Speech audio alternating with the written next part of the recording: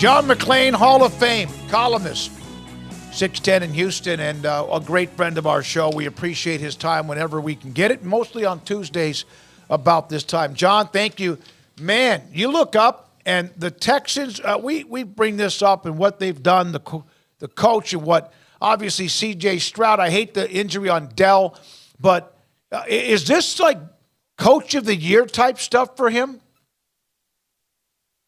David, everybody had the Texans as the second worst team in the league to Arizona going into the season. They won 7 games the last 2 years. They're 7-5. Their last 8 games have been decided by 7 or fewer points. And their last 8 games have also been decided in the last 30 seconds, including games that were 3 points, 4 points, and seconds. 3 seconds, 4 seconds, and 0 seconds in 4 of those 8 games. So they're winning close games. They've overcome injuries. Even though Tank Dell was a great, exciting rookie, they're still loaded with receivers and tight ends. John, DeMeco Ryans seems to be, personality-wise, exactly what they needed. What is he different? I mean, obviously he's different than Bill O'Brien, but what has he been different than the last few coaches? The last one was Lovie Smith. Lovie was very laid back. And DeMeco's very animated. He's very demonstrative. He's just a good speaker. He's a better talker than he was when he played. I covered every game he played, and I told him, how come you weren't this good when you played? He said, I've learned a lot. And when he gave his first news conference here, there were a lot of former players, current players, and boy, all of them wanted to go out and put on some pads and hit right then because he was so emotional about coming home to Houston and what he hoped to do. He didn't predict anything other than they'd play hard and be better. And boy, it helps when your quarterback is on pace to become the first rookie to lead the NFL in yards passing. And David, you would have covered this guy, Davey O'Brien, in 1930. I was a senior in college during the. Yeah, was he a good interview? No, he was very well spoken and such a gentleman, such a heck of an. Sammy Ball was good too. Doak Walker was good too.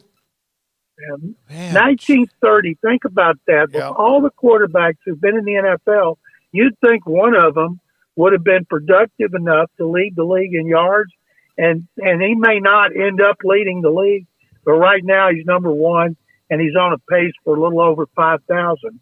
And even though he's lost Tank Dell, Dalton Schultz has missed some games, he's been great, not just as a receiver, but also as a blocker. Because if you don't block here and you're a receiver, tight end, and running back, your butt's on the bench. And so Noah Brown from the Cowboys, C.J. Stroud, and their play caller, Bobby Slowick, have done a tremendous job of helping develop receivers. Hey, Jacksonville, did they dodge a bullet last night with Trevor Lawrence? Well, it looks like they did. They lost the game because Jake Browning looked like Joe Burrow, threw for more yards last night than he had in his entire career. Cincinnati's now 6-6 and in a wild card race. And when Trevor Lawrence got hurt, his reaction made you think he's done for the year. I thought it was his Achilles, his ACL, his broken his ankle. And what was so weird, and so many people mentioned this on social media, he had to walk to the locker room with the help of 2 people at a snail's pace, and they're wondering, do they not have golf carts in northern Florida? Well, there are no golf courses in Florida, John, so they would not have. No, not at all. Yeah, they would not have golf carts. Just borrow one from TPC. It's right down the road. Yeah.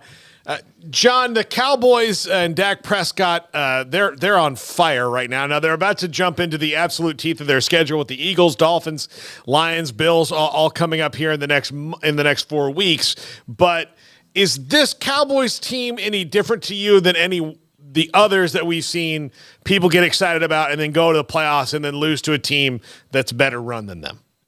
That was a great performance, but I've told you guys before, when it comes down to the nitty-gritty, Mike McCarthy makes some mistakes in play calling, clock management, game management, and that game was a great example.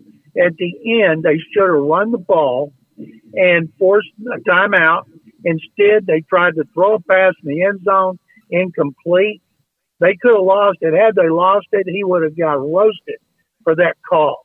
And so I don't trust them in those situations in close games. So they need to win decisively. I think they're going to beat Philadelphia. That'll be 2 in a row for Philadelphia. That'll give San Francisco the inside track to home field advantage. But there's so much great football left to be played.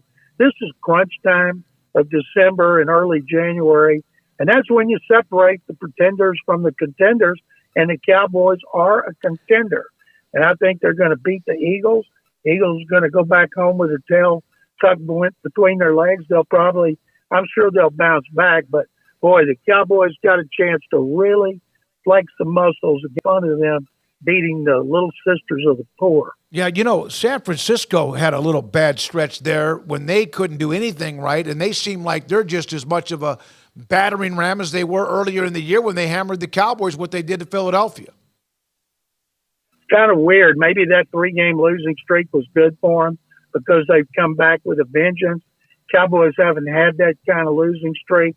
But I think Dallas has the talent. Ken McCarthy, he's won a Super Bowl. How much of it was it him? But you don't see those clock issues and game management issues with Shanahan and Sirianni like the Cowboys. But they sure are fun to watch. Dak Prescott's right up there in the MVP conversation, and he can earn a lot of votes over the rest of the schedule. John, what are your thoughts on the College Football Playoff Committee? I was asked before the game on the pregame show who I thought the four should be, and I told them, and that's who it was. Florida State is not one of the 4 best teams in the country. And I don't think Michigan's all that good. I've been watching them. I've watched Washington. I think the Longhorns are going to win. I think Alabama's going to win. And then you think that the Longhorns are going to come to Houston and beat Nick Saban 2 times in one season? I don't think so. And so I would say Alabama's the favorite. Hey, I felt bad for Georgia. Don't lose the game. Florida State, I feel terrible for Florida State. And the reward is having to play Georgia, the biggest dynasty in college football over the last 3 years.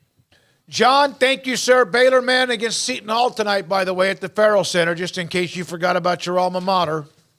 I didn't forget about it. Congratulations to the Bears being the only school in the country with men and women in the top 10. Sick 'em. Thank you. John McClain, Hall of Fame columnist.